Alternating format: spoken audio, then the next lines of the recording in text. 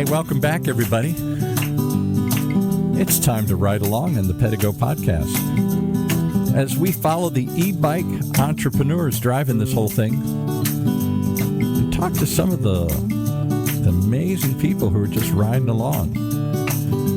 And one of them leading the pack today here, heck, he's been around the world, at least in his mind. We're going to find out more what that means with our return guest, one of our return guests back again here, Richard Davis. Welcome, sir. Good to be here. You're a Pedego owner. You bought Yes. your bike when? How long ago? March 29th of 2018. Before the pandemic. And you started riding, if I remember the last journey correctly. And at some point you went, man, I put a lot of miles on this bike. In fact, you're an engineer and you start calculating, if I'd taken this physically around the world and not just repeatedly around my neighborhood here in Panama City, Florida, where would I be? Is that sort of the evolution of this?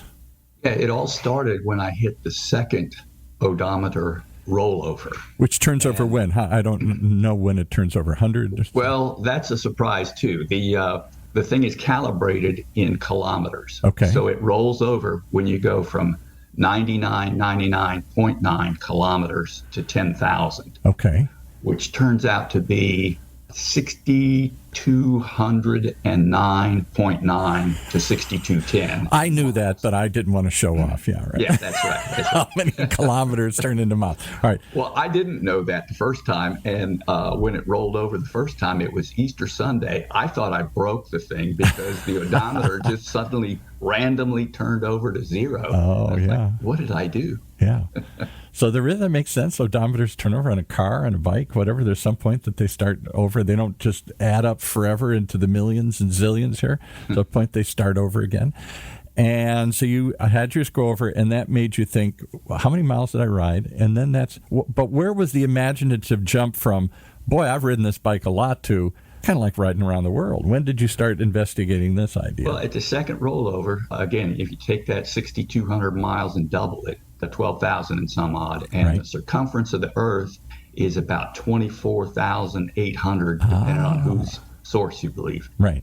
And how did you know that? Because give us your background. You have some sort of engineering background. I'm a recovering engineer, so I like numbers. I'm a numbers geek. Yeah, exactly. So only you would think, that's like, that kind of sounds like halfway around the world, and let me figure this out and do it. So that's cute. That's interesting. Tells you rode a lot of miles. You really like your bike. Mm-hmm. But when did you start creating this? I'm going to treat it as if I am riding around the world. And I rode 20 miles today. Where does that take me next? And you start plotting a journey, the fastest way to go around the world. Talk about all that. This turned into almost kind of a fantasy ride. Yeah, so when you start talking about halfway around the world from where I am, that longitude, if you go halfway around the world, ends up, if you're near the equator, at a place called Cox's Bazar in Bangladesh. That's bizarre enough, okay. But you could figure this out and find that little spot, and it had that kind of name to it. I had literally been doing this on a straight line around the Earth on this latitude. Is it latitude or longitude? I always forget which one. One's up and down and one's... Longitude gets you all the way around. Latitude gets you from equator to pole. Top to bottom, okay. All right, so you start thinking to yourself, if I had really been doing this in a straight line away from my home, where would this have put me? And it turned out to be, what? Cox's Bazar? That's pretty bizarre. Yeah, and supposedly, I don't know who calculates these things, but supposedly that is the longest beach in the world. Oh, so you start investigating. What does this place look like? What am I seeing in my mind? Here? Wikipedia had a thing on them and the whole bit, yeah. Funny. Now, folks, you got to understand, this guy takes us now way to a level most of us would have never approached her. You create a spreadsheet. I've seen the spreadsheet. You sent it to us, the last one, and it's got columns and stuff here and of data that you're collecting now as you start imagining, where would I be? Where in the world is Waldo, like that kid's game? Where in the world is Richard right now here? Every day you enter in the log and then figure out where you'd be.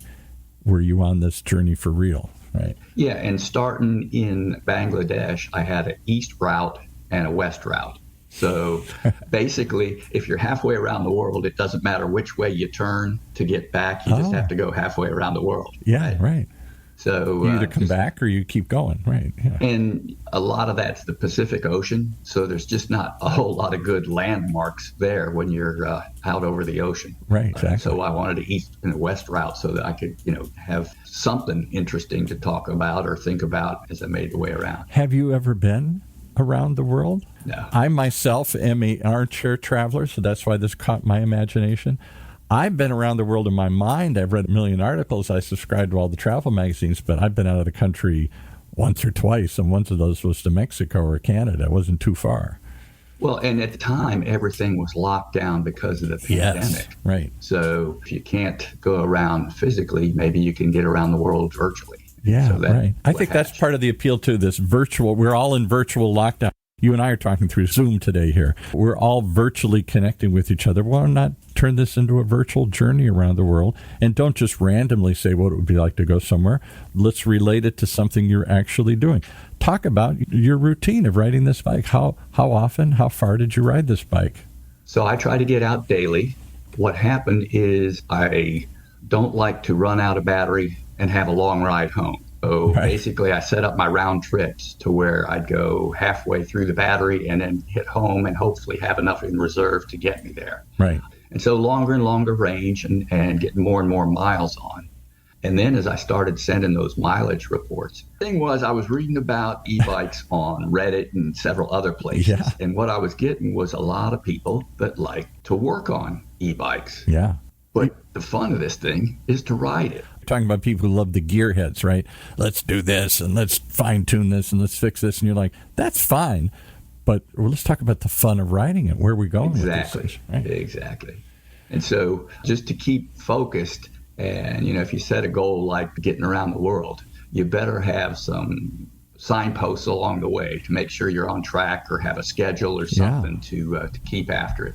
Do you need an accountability partner? We all have dreams. I'm going to lose weight this year. I'm going to take a trip this year. And then, nothing. Something comes up. I'm too busy next year.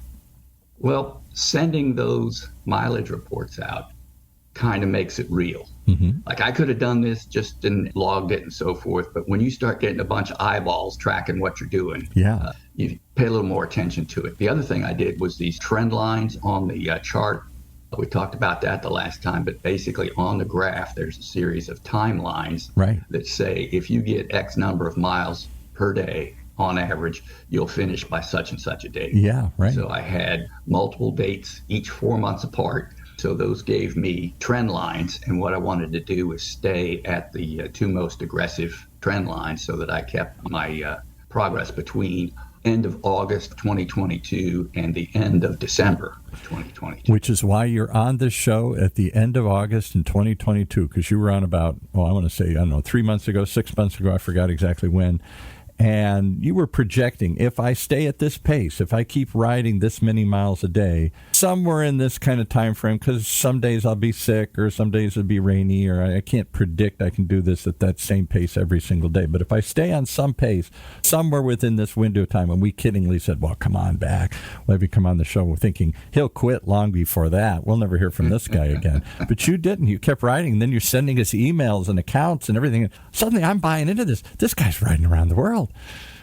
He's really tracking a worldwide journey. Where is he at now? What's he seeing now? What's he going? Wait a minute. He's in Panama, Florida. He's just riding this bike a lot every day. But he's turned it into this imaginative journey around the world. This many miles equates to this kind of journey. Did other people get that connection, or did they just say, Richard, this is a little weird here. Come on. Mostly that. Come on, Richard. Come back to earth here. Well, it caught my imagination big time. I know others listening to this show, because you start thinking, it starts turning it into something more visual. If I'm riding around the neighborhood over and over and over and over again, it feels good, and I like being out, and I like doing it. But if it becomes part of an imaginative journey, wow, then it becomes a goal, and it becomes more interesting. And when the ride is over, it's not over. You got to go do the research. Where did I end up with, right? It really started to get real once I hit the California coast. Which he didn't really do, folks. He's just doing this in his mind. But go ahead. But going around on that side and hitting the California coast, then it says, okay, now I need some more U.S. mileposts because we're largely a U.S.-based community with Pedego fans. I don't even know if they have any international dealers. I'll have to correct us, or Carly will, but I know they've got a couple hundred dealers, and I think they're all basically here North American.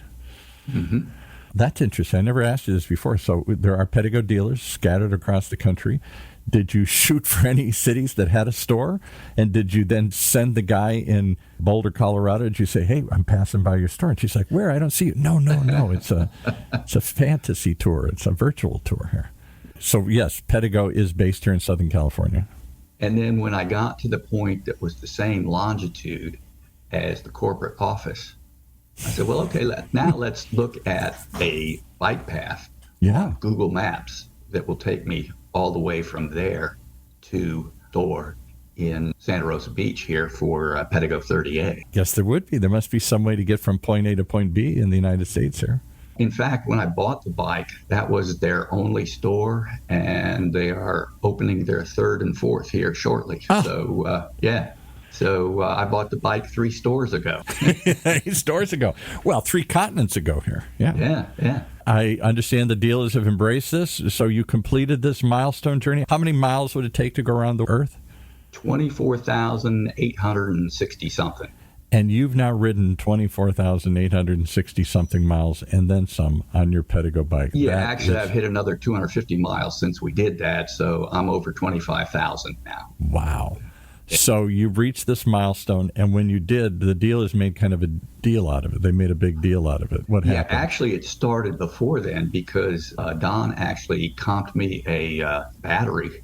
That got me to 2 full round-trip rides a day. And so I was really able to start racking up the miles with the second battery. I wonder why you were accelerating. We thought you wouldn't be on until December, if we'd ever hear from you again, if you were really going to finish this audacious journey, which you did. So now I understand how you got there faster. You had a little boost from Pedego. Don chipped in and gave you a battery. Good for him.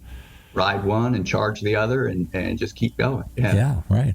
All right, so what other things happened when you reached the milestone? Did they make it some kind of event? Did you cross a virtual barrier? Did they come out and people cheer you on? Or tell us about the end leg of the journey, and then we'll talk. Sure, we worked we'll go backwards. Into the normal Pedego Owners Group ride that they have there at the store. Okay. And they do a monthly ride and set a route. And this time what we did is gathered out back and talked a little bit about what I was doing, what the numbers were, when we were going to pull off the road and stop and celebrate the milestone and so forth. And so we took a short ride, pulled off the road into the neighborhood, gathered, and said yeehaw. Yeehaw! People are yelling yeehaw, and everybody said, what are they celebrating about? The guy just rode around the world.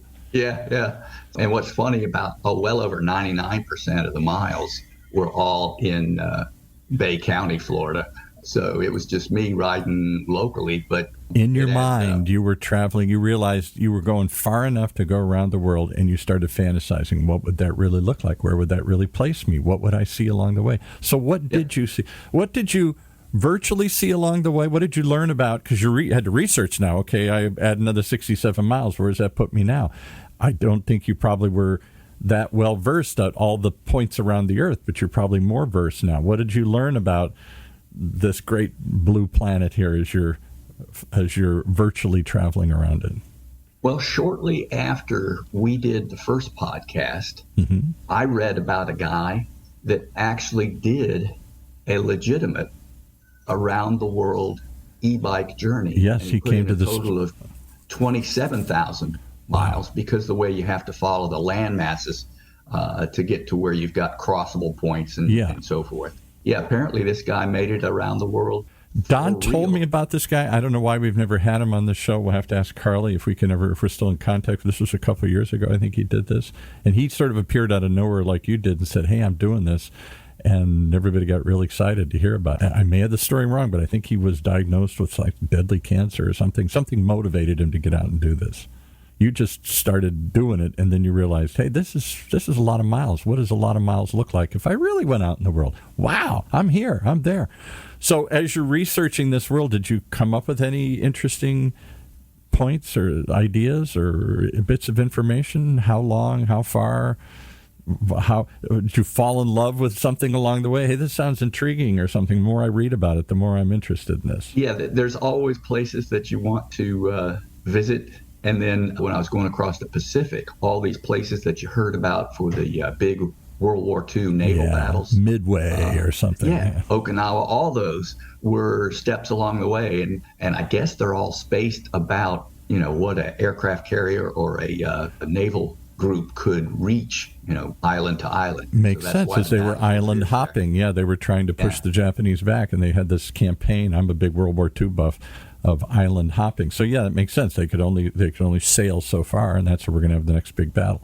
Interesting. Now, the funny local thing that I learned and discovered was when you think about the history of cars and bicycles coexisting, working and playing together, there's about 100 years of history of cars go fast and bikes go slow. Yeah, right. And everybody, quote unquote, knows how fast a bicycle goes. The e-bike changes that. Not just how fast it goes, but how far it goes. Other than people who push themselves, ultra marathons, they ride 100-mile rides and all this kind of stuff. Most of us can only go so far because our legs and our body give out. This is my safety tip.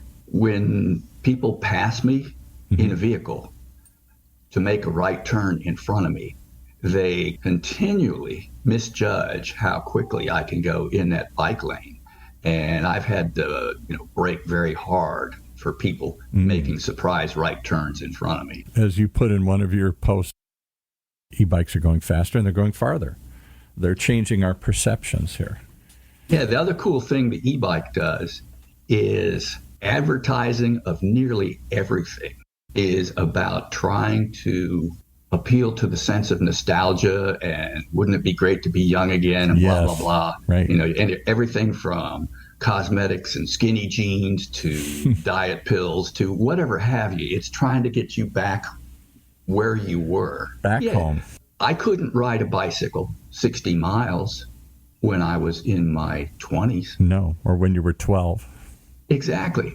But I can do that. So this has greatly increased my ability and my range on a bicycle. So you're not just trying to recreate something you lost or forgot about or trying to regain your youth. You've acquired a new tool you never could have done before. Farther, Exactly. faster. Right. Yeah. Interesting. I never thought about that because, yes, bikes in particular have a nostalgia. Even some of the bike designs, they're bike cruisers. They look like the old Schwinn banana seat bikes. They're all trying to recreate something for the most part. And you're saying, don't recreate. We are creating something brand new, a new type of relationship, a new type of exercise, a new type of, I don't know, what do you call it, a vehicle? What is it? What is this new e-bike? What would you call it? You're the engineer. An experience. An experience. All right. Well, that says it better than anything I could come up with because you took us on an experience I never thought I could understand. You took us on the experience of physically riding that many miles, staying committed to it day after day, and then turning that into a theater of the mind, an experience that we could somehow grab onto. And it became real to me. As you sent these journeys, I'm like really cheering you on, like you're really going around the world. I can't explain it, but it became very real to me. It kept me on track for sure. Yeah. How long did it take you to do this? From start to finish? Because at first you weren't on a journey, you're just riding a bike. And then when you finally said, maybe this is a journey, maybe it's something I've got to do. A journey means that you've got a destination in mind too. Yeah, and the miles kept cranking up. As I went through and looked at my odometer turns, it took me 773 days to get the first rollover, 383 days to get the second one, 266 to get the third one, and 178 to get the fourth one. And so starting out, it was about 8 miles a day. And for the fourth rollover, I averaged 34.9 miles per day on that. Now, I can play amateur psychologist and guess, but you tell me, why do you think your pace picked up? You have a goal. That's what I was going to say. You get motivated to achieve the goal. Right. And then the big thing on the fourth rollover was that second battery. I just blew things out of the water when I could make 2 rides, and I wasn't waiting for the battery to charge to get the full second ride in. So takeaways. One, everybody get a second battery if you really want to be audacious, ambitious, and go far. What are the takeaways? What did you learn a lot? What are the things did you learn about the bike, about yourself, about the journey? The bike is a beast. I mean, it is just insanely reliable, and it's been good. The other thing is, to get that far, you're going to have things break. Yeah. And you're going to have service. Yeah. And it is just nice to know that you could take it into a Pedego shop and get it serviced, and people there know what they're doing, they know the product, and they can get you back on the road. I was going to say, you were an engineer, and these things are engineered really well, but I wonder, I don't think anybody would ever admit this, but I wonder how long they thought these things would last. What did they engineer them to do? Were they engineered to ride a couple miles once a week, or to ride 50 miles a day? What level of endurance did they build into these products? Apparently they built in a lot more than they probably even ever planned. They probably didn't think people are going to ride them 24,000 miles. And even if you're not, isn't it nice to know that they're capable of it? They're capable of doing that. You certainly proved that's a big point in itself here. What model do you have? Everybody's going to ask me here. It's a City Commuter Black. So that one seems like a durable bike, but that's not the fat tire mountain bike that's built for high endurance and long rides particularly. It's meant to be a city commuter. This is the ideal commute to work, city streets kind of a bike. You sit upright and you're high enough you can see traffic and you can keep up and all that good stuff. But it is not a let's go shred some trails kind of. Yeah, an extreme adventure kind of bike. So even that, it certainly seems like you pushed it farther than probably the original engineers engineered it for or imagined anybody to do with it here. All right, so I'm wondering, we got to celebrate this somehow. Don, if you're listening, we need a 10,000-mile pin. Maybe a little contest. Maybe we could do this as a crowdsource thing, have the community of Pedego owners groups around the country. Somebody creates a designing pin, and then you just get some made. And the first one is awarded to our first round-the-world rider, but I'll bet you won't be the first. I'll bet there'll be more now here. Well, what was interesting is on the ride where I actually hit that, I was talking to one of the Pedego ambassadors that was on the ride with us, and she said that she has had multiple bikes, but her total miles on those, she's up to around 17,000 miles. Wow, so these folks are out there, yeah. Yeah. Would you proudly wear this pin to everybody? And everybody's like, wow, he's got a 10,000-mile pin. I recognize that. Or a 50,000-mile pin or a 20,000-mile pin. Who knows what pins? There could be different levels here. But something that you wear on like your jacket or your hat when you go riding around your bike, I guess. Absolutely. And put that on the corporate Facebook page. When you start seeing, hey, wait a minute, I think I've got a lot of miles and I'm here in town XYZ, but all of a sudden you've got a worldwide group there and you find out, wait a minute, I've got some catching up to do. Yeah. That'll keep people motivated. The other thing it does is when you're getting these kind of miles, what you're doing also is people are posting, hey, I've got 10, I've got 15, I got 20,000 miles. All of a sudden, that's a good story to tell and share with existing owners about why they don't want to stray when they go get their next bike. All of that and more. And if nothing else, it motivates me. If you did 10, then I'm going to do 15. Or if he did it, I can do it. Or, wow, I never thought about doing that. Just like you actually picked up your pace. You actually started riding farther because it set some goals and some milestones. So if we created some of those milestones and we celebrate those milestones, I think you'd have more people reaching for them and more people achieving them. The e-bike amplifies your ability to explore. Wow. Well, that says it all. You can go further. You can, your range is better, and you can just see more things. Well, I'm going to leave it there. I can't improve upon that. But you're amplifying the experience. You're amplifying your ability to explore. Wow, that should be a slogan somewhere here. Good stuff. Thank you so much for what an amazing journey. I think it's the craziest story I've ever heard, and yet it's crazy. I can't get it out of my mind, and I've told so many people about it here. So clearly you've captured the zit guy? That feeling of the moment here. Feeling of the moment is people are pent up. They want to get out. They want to get going again in the world here, and you showed through this imaginative use of the bike, this imaginative journey that you set on, what's possible, how far you can push yourself in these things. Really, it's an amazing story. Thanks so much for sharing it with us.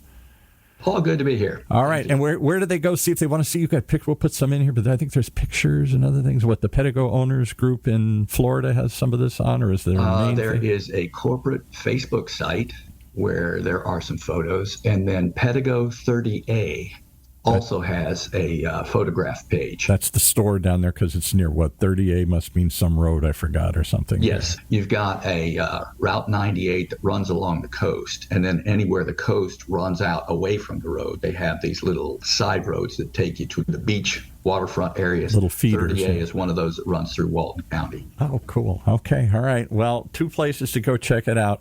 Or the challenge. You've thrown down the challenge. I guess I got to ask you the last question. Where do you go next? Everybody, that's the question I should have asked in the beginning. Where do you go next? And we'll end with that.